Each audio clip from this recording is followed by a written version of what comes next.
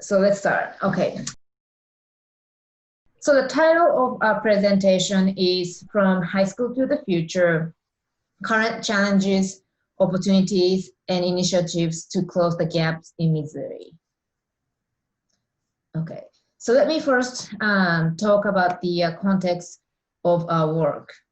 So what are the critical issues regarding US income distribution, labor market, and education attainment and the trends? So there has been growing income inequalities in recent decades. We also see growth in knowledge-based economy, technological advancements requiring skills beyond high school. There has been also growing income gaps between those with and without post-secondary credentials. At the same time, we also see post-secondary degree attainment has increased considerably over the last several decades. However, we also see degree attainment gaps increasing by social and demographic characteristics. So addressing educational disparity is the key to future success of our youth.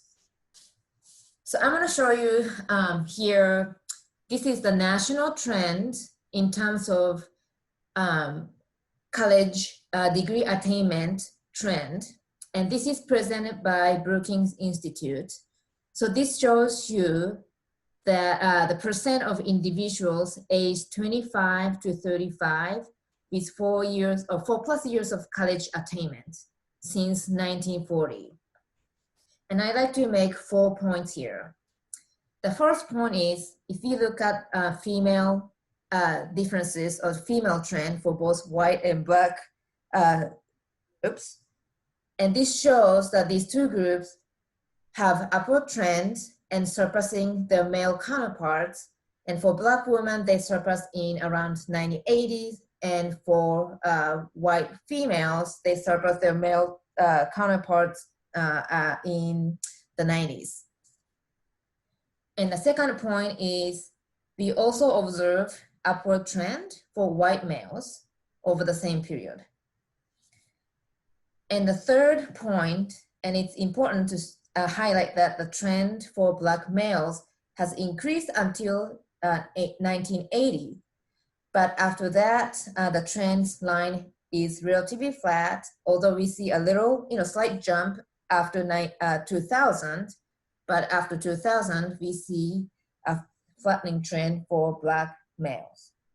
So this suggests that, as you can see in this graph, that the gaps have grown considerably over time. So our presentation today has two parts. Part one is to understand the current challenges that we face. So we first show, similar to the national trends, so historical overview of post-secondary enrollment and degree attainment trend by race and gender groups in Missouri using the same data as the Brookings studies using American Community Surveys. And the second part of the first part is the race gender gaps in degree attainment. And here we follow a cohort of all first-time ninth grade students in Missouri public high schools through 6 years in college. And these students entered high school in academic year 2009 and 10. So the question we have is, what factors explain the observed gap by race and gender? And our study highlights the importance of pre-college academic skills. And the second part of our presentation is, what are our current opportunities here? Especially, this relocation of National Geospatial Intelligence agencies, which opens in 2025. And we are going to talk about anticipating this job growth. We are going to talk about innovative apprenticeship training by Gateway Global. And we conclude with what a university like SLU can do to support K-12 teachers, students, and workforce development. Yeah. Yeah. Okay, so as Professor Nomi said, the first part of this is we're going to look at race gender disparity in college enrollment and bachelor's degree attainment in Missouri using American Community Survey data. So we're going to look, yes, at the difference in enrollment and attainment. So we're looking at, when we talk about college enrollment, we're looking at individuals who are enrolled in college between ages of 18 and 24 over time. And then for degree attainment, we're going to look at individuals who have a 4-year degree or higher between in the population of people aged 24 to 36. We're going to look at trends in both of those by race and sex. And then we're going to say a little bit about metro and non-metro differences as well. Here we have the overall trend in college enrollment by race and gender in Missouri. And before I talk about this, I should emphasize that this is based on the American Community Survey data, which is a survey of about 3.5 million households annually conducted by the Census Bureau. This replaced the long form of the census, if you remember what that was. And so it's a series of snapshots, and we just pulled the Missouri records out. These are the lines. So we have 2000, and then we group the data from 01 to 04 up to the most recent data, 17-18, available in the American Community Survey. And we have 4 lines here corresponding to white females, black males, white males. Now, there's also data for other groups. There's data for Asians, Hispanics, but the numbers are small. And so we're just going to focus on these 4 large groups in Missouri.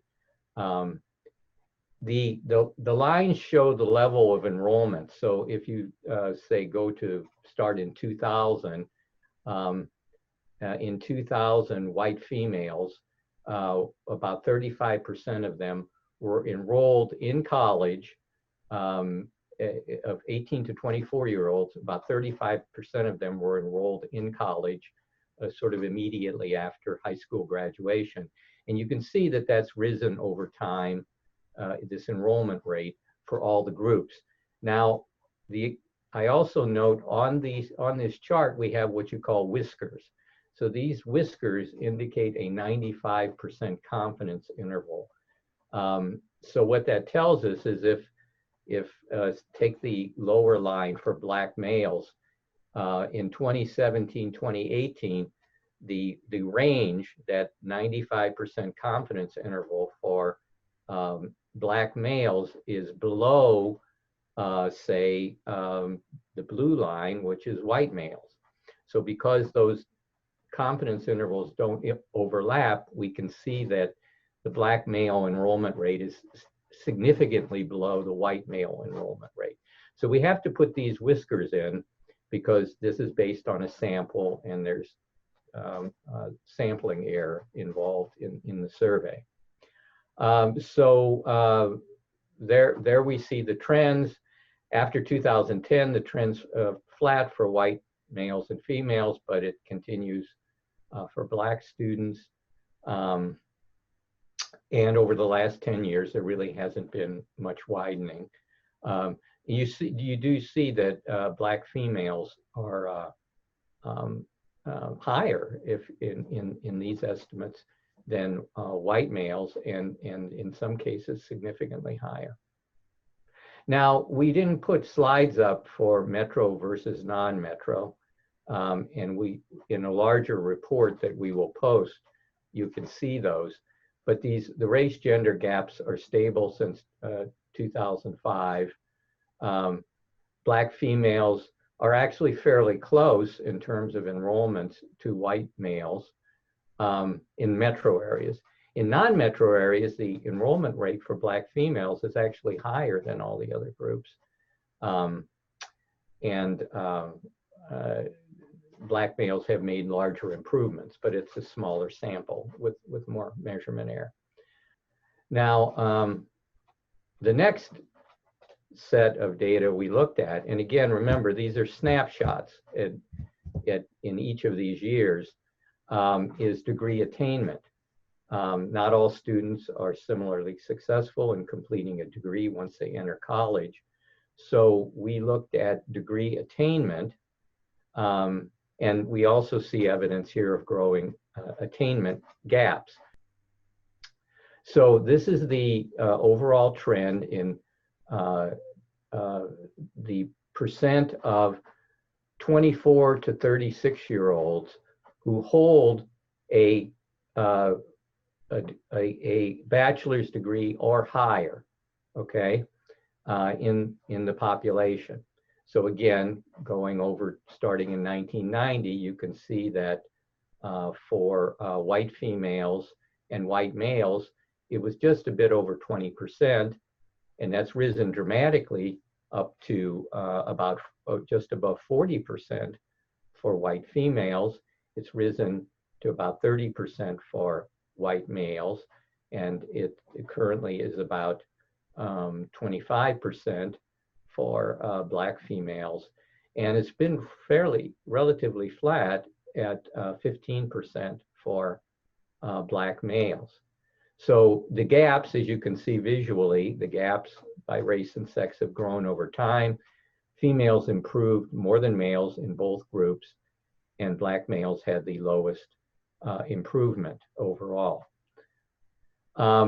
If we, and again, in a larger report, you can see the trends in terms of metro and non-metro differences. Both female groups improve more than their male counterparts in rural areas. There are greater gender gaps within the same racial groups, and black males in metro, and this is all for metro areas, have had the smallest improvement. In non-metro areas, for all groups, non-metro students overall have a lower percent with 4-year or above degree attainment than metro students. White females, white females is the only group where we see improvement over time, and black females have actually shown a somewhat of a downward trend. So all of the groups have upward enrollment trends. Black males have shown little improvement in attainment. Black females have similar or higher enrollment than white males, but much lower 4-year degree attainment.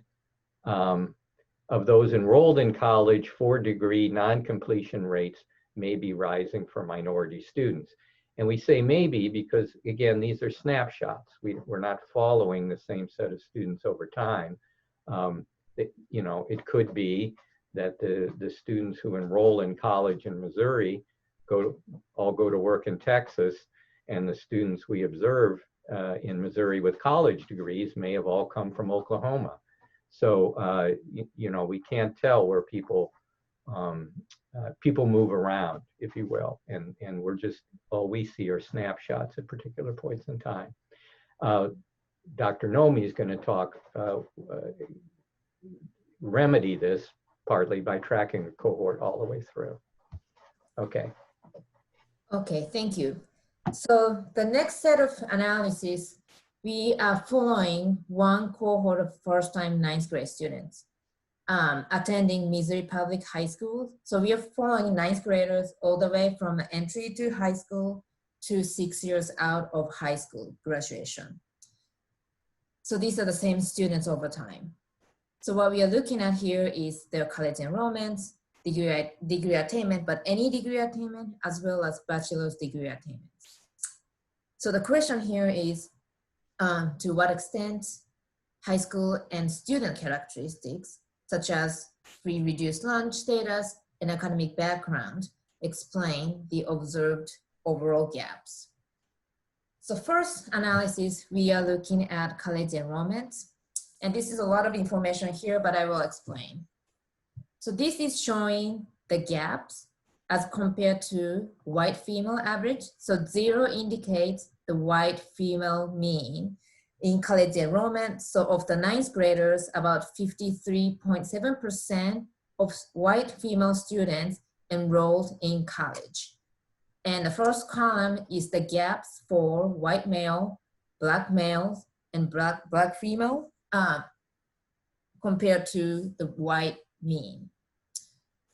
So the next column, we call this within school analysis. So what we are doing here is comparing students within the same school. So essentially we are controlling out all the differences associated with school characteristics. And just, so it's a within school average racial gender gaps is the second column. And the third column is we are adding student background here. So essentially we are comparing students within the same school having the same background regarding age and free reduced lunch. And the fourth column is the gaps after controlling for additionally students' MAP scores in 8th grade in math, as well as 9th grade GPA. So what this is showing is how these overall gaps change after we start taking into account student differences, school differences, demographics, as well as achievements. So what's the takeaway point here? So first is, if you look at the total gap, we see large total gaps between white females and the rest of the groups, right? And also males are behind females in both races. And secondly, so looking at these within school bars, we can say that school factors as well as student free reduced lunch status explains large initial gaps. And actually it explains more than 65% of the overall gaps for minority students. But this is not the case for white males.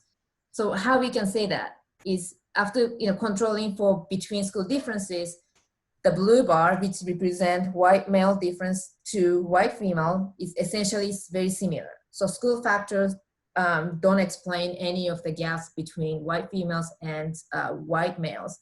However, the bar is smaller, right? The gaps are smaller for minority students. So essentially, attending different schools account for some of the differences. And if you control for free reduced lunch, the bar is significantly shorter, right? For especially the gaps for minority students.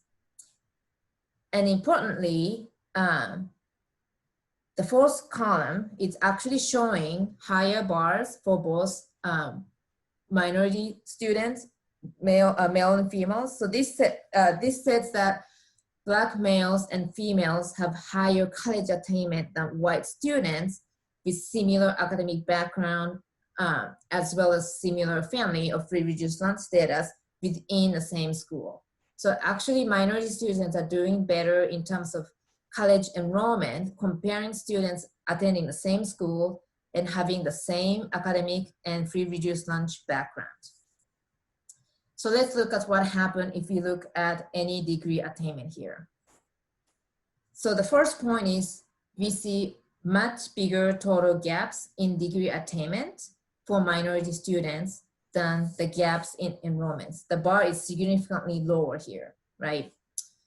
And also the second point is that school factors and student free reduced lunch status explain smaller gaps in attainment for minority students than their enrollment gaps.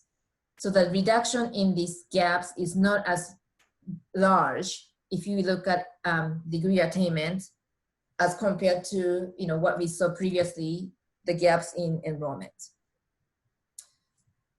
And thirdly, after taking into account pre-college academic differences, as well as student academic background, small gaps remain if you look at degree attainment, right? And how about when we look at four-year degree attainment? So of the all ninth grade students, about 19.2% of females eventually graduate with four-year degree or higher. And this pattern of gaps are very similar to any degree attainment, right? Significant gaps overall, but school factors, the second column, right? School factors don't explain any of the gaps in four-year degree attainment. and pre-college academic background and free reduced lunch status explain the majority of the differences in four-year degree attainment, but small gaps still remain even after controlling for academic, high school academic and free reduced lunch status. So just to summarize, minority students are more likely to attend college than white students with the same free reduced lunch status, test scores, and GPA, but this does not translate into degree attainment. So what we mean by this is that the degree attainment of minority students are lower than similarly prepared white students. So this suggests among those who enroll in college dropout rates are higher for minority students than white students with similar academic preparation levels. So this suggests that the importance of improving skills before they enter college, but also continuing to offer support once they enter college. So that's our summary. Okay, so part 2 goes over current opportunities in Missouri. The opening of NGA West is expected to create a geospatial industry hub in the St. Louis region. New job growth, the need for talent development and better pipelines from K-12 to college and to work. How can we increase college readiness and support transition from high school to college and career? So we'll start with me introducing myself. So I'm the president and founder of Gateway Global. And a little bit of background about me before we talk about the organization. So my academic background is sociology and anthropology in undergrad studies, and then business in management and leadership and graduate studies, which I'm currently still pursuing. And I also have a certification in World Trade from the World Trade Center in International Trade. My background in terms of professionally, I've worked in as a global market consultant. That was a business that I owned actually, marketing wine into China, Hong Kong, and other parts of ASEAN. I've worked in diversity management and also held the role of a director of social enterprise and director of operations actually for a local school, grades 6 through 12. So Gateway Global has 2 units. We have American Youth and Business Alliance. We also have Gateway Global Data Logistics. The organization is set up this way so that we have the nonprofit federally tax exempt side, which recruits apprentices from high schools, recent high school graduates, and also now working on some early college students. We also offer training, which is both technical skills and soft skills. The technical skills that we offer specifically right now for our geospatial specialist training include GIS, geospatial intelligence, and we are later adding remote sensing and imagery. We're focused on big picture career pathways like foreign policy, global trade, the environment, disaster, submarine fiber optics, and outer space as career pathways and interests or paths and tracks for students. We facilitate a Department of Labor registered apprenticeship, which is also a geospatial intelligence specialist apprenticeship. We have partners all across the St. Louis region and the state. Some of those partners include, of course, St. Louis University, United States Geospatial Intelligence Foundation, T-REX, and a number of different high school districts across the state. On our for-profit side, we launched Gateway Global Data Logistics as a for-profit company that would essentially become a job creator for young people. So for our young apprentices who are in high school or coming out of high school and or in their early parts of college who need job experience or need to be working throughout the year, if we can't place them with our employer partners, we in fact will employ them. So Gateway Global Data Logistics is a for-profit Missouri registered corporation. We are certified MBE Corporation, which means that we're eligible for small business contracting and set-asides to employ geospatial specialist apprentices. We specialize in both topography and activity-based intelligence or human terrain. And again, we create jobs for analysts, technicians, and our apprentices. on the contracting side for this for-profit, we actually have geospatial analysts and also a Chinese Mandarin linguist to lead teams for projects with our apprentices. So what we found, challenges of the U.S. education system in a rapidly changing global marketplace. First, a disconnect between academia, secondary education, and economic development. Limited alternatives to immediately attending a four-year college or university, specifically for poor minorities and poor whites. And this includes women across the spectrum. It also includes both the urban center and rural communities. A lack of diversity and talent pipeline attributed to a lack of alternatives, outdated and non-innovative recruitment strategies for selecting talent, a lack of focus on cultivating a workforce versus just searching for one that's ready. And in the US, there's a stigma associated with apprenticeships that is not seen in parts of Europe where traditional and non-traditional apprenticeships are successful in large corporations where young people can come in as apprentices and end up as CEOs or in the C-suite in general. Emphasis primarily on coding, which only detracts interest from STEM-based careers. We found this from talking to students, and using a 20th century programming and methodology for 21st century issues. So also what we found was that apprenticeships are an attractive model to students who are not likely to attend a four-year college immediately after high school, that students in our targeted demographic value an immediate outcome just as much as they do higher education. Most of the demographic would be excited about STEM careers if they understood the bigger picture, understood more about them. Most students in the demographic would eventually complete a college degree if they could get skilled and go to work at a high-paying job first. And parents and guardians are in agreement with students that work is as equally as important as higher education.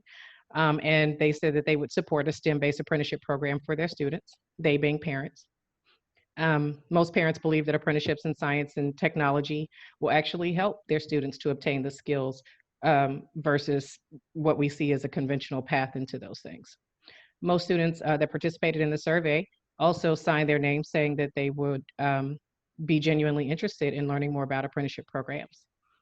So we surveyed in April of 2019, 252 high school students, 9th through 12th grade, across the St. Louis Promise Zone from various zip codes, and 137 parents from across those same zip codes in the Promise Zone. It's actually St. Louis Promise Zone and Opportunity Zone because some of it overlaps. And this is the data that we found from that sample survey.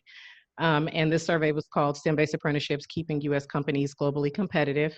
And if you look on the left side, you can see that within the St. Louis Promise Zone for the high school students, we had 51% that said going straight to work to support themselves was the most important thing after graduating high school. 57% said that they would join a STEM-based apprenticeship program as long as they could earn while they were learning. And they also were interested in credentials, stackables. 51% of those students said that they would be more excited about a career in STEM if they understood the big picture, which we just mentioned before. 57%, that's actually closer to 58%, signed their name saying that they wanted to receive more information about STEM-based apprenticeships from Gateway Global. And then 65% said that they would definitely go to college if they could start with a good paying job first, so that they would be able to then move up in their careers. And on the right side, you see from that same St. Louis Promise Zone, the parents and guardians that we surveyed, those numbers are significantly higher. But it's 85% that said that they believe that science or STEM-based apprenticeships would help poor minority or female students obtain the skills and education that they need to be successful. And then 75% said that that both going to college and getting skills to go to work was equally as important for their child after graduation. 92%, or that's closer to 93%, said that it was important to them that their student or child become educated and qualified, specifically for the careers related to NGA and its contractors, either direct or indirect, like, for example, Boeing, Bay, Leidos, Harris Corp, et cetera. And then 92%, or actually again, close to 93%, said that they would support a STEM-based apprenticeship that would help their student gain those credentials before actually going to college. these are some areas where the U.S. will fall behind globally without innovative workforce and education solutions. We compile this list after researching World Economic Forum and World Trade Organization. If you can see here on the right, these are all very critical areas for now and next generation technology. So sustainable energy solutions, outer space, our global soft power, advanced fatal weaponry, allied infrastructure assets, 5G, AI, robotics, geospatial intelligence, high-speed rail, and other sustainable transportation. Again, all very critical issues where, in some cases, we actually are behind if you consider 5G and our race for outer space right now, the things that are currently happening in the news. So the solution that we came up with, Gateway Global. So this is for Gateway Global American Youth and Business Alliance. We have a program, it's named Entry to Executive. It is the STEM-based apprenticeship model that you're looking at here. It includes our 12-week training that students actually have before they become apprentices. So they have, again, the 12-week training, which currently includes geographic information systems, as well as geospatial intelligence. And that allows them to receive stackable credentials before they get into the apprenticeship, where they can earn more credentials and go to work. We call the methodology IDE, or Import, Develop, Export. And you can see here that it's a full recruitment cycle, and it begins with high school students, 11 through 12, 2-year college students, and then some 4-year college students. We get a significant amount of calls actually from students who are currently in a 4-year college or university who are interested just because they want to find a way to go to work full time. Then the facilitation of skills training, technical and soft skills and industry awareness. From week 6 through 12, students receive soft skills and what we call how to do work. That training takes place, it's simultaneous with the GIS and the GeoInt training. So we realize that we have to prepare them for the world of work before they finish our program. So that's a part of that industry awareness and soft skills. And then they receive industry certification preparation and then pairing with higher education programs. I want to emphasize that our apprenticeship program is not in lieu of higher education. We see it as a complement to higher education for those students who will take that pathway. And then the career pathway support and planning until age 24. That is full supportive services that will help them until they are young adults, basically. It's not we give you training and we pair you with the university and an employer and then, hey, you're on your own. We actually offer supportive services so that we can help them stay on the pathway and to be successful until they complete. And then the apprenticeship and the completed and fully employed with a corporate partner or with Gateway Global Data Logistics on our subcontracts. We chose geospatial science and technology, not just because it's low-hanging fruit here in the St. Louis region, of course, but also because it's a transferable skill. It goes across many industries. And we want to make sure that students understand that it is a transferable skill that they can take into either Internet of Things or industrial Internet of Things, network security, artificial intelligence, and many other parts of social sciences like sociology, political science, etc. And this is a chart showing how it works. Again, we recruit from high school. The student becomes a member of Gateway Global and joins the Apprenticeship Academy. Even before they become an apprentice, they begin our coursework and they begin, the paid apprentices. They have a 2-year apprenticeship, 1 to 2 years now. They earn money, they earn credentials as they work, they pursue their education. And as you can see, by the time that they finish with all of that, they will really be skilled beyond entry level by the time that they graduate college, which would make them very, very attractive to an employer. These are just a couple of resources that I like to show that demonstrates that apprenticeships don't have to be what we typically think about, which is the more labor-intensive fields. Apprenticeships now are in what we consider white-collar roles. and they should be taken seriously, especially for students who have a need to work and have to take a pathway that is not a conventional pathway into more education and more job responsibility, role responsibility in their careers. So we see it as a win for businesses and a win for workers because we're providing free technical using ESRI and soft skills training to youth ages 16 to 24, and it automatically qualifies them for entry-level production.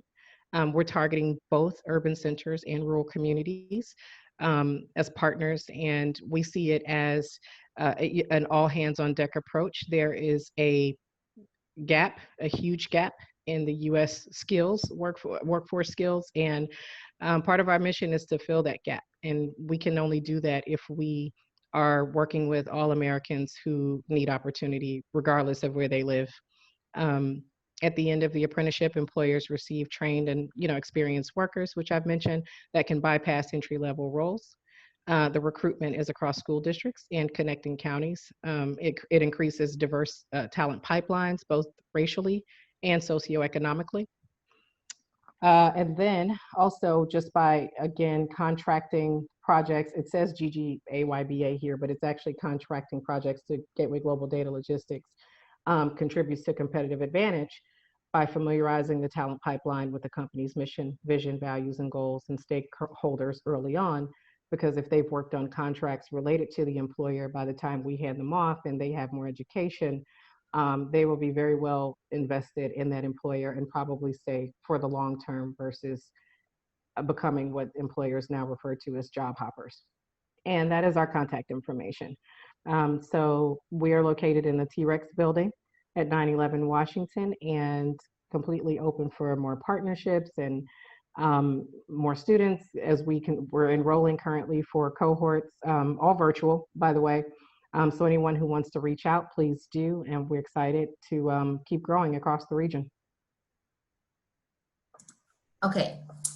So I'm going to conclude with a few slides discussing what our current effort at St. Louis University for high schools in St. Louis regions, primarily focusing on, high minority, low income schools and districts.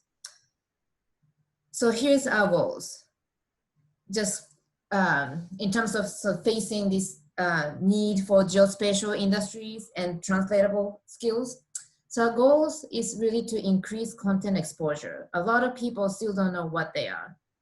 So increase content exposure by introducing geospatial thinking into regular high school courses.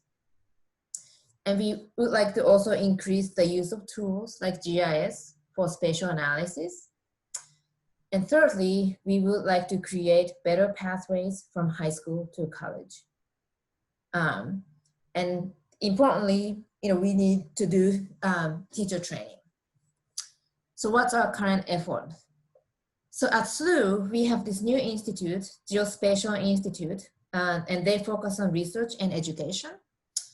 And they're helping to develop these instructional modules, and they can be used for standalone classes or part of regular core subject.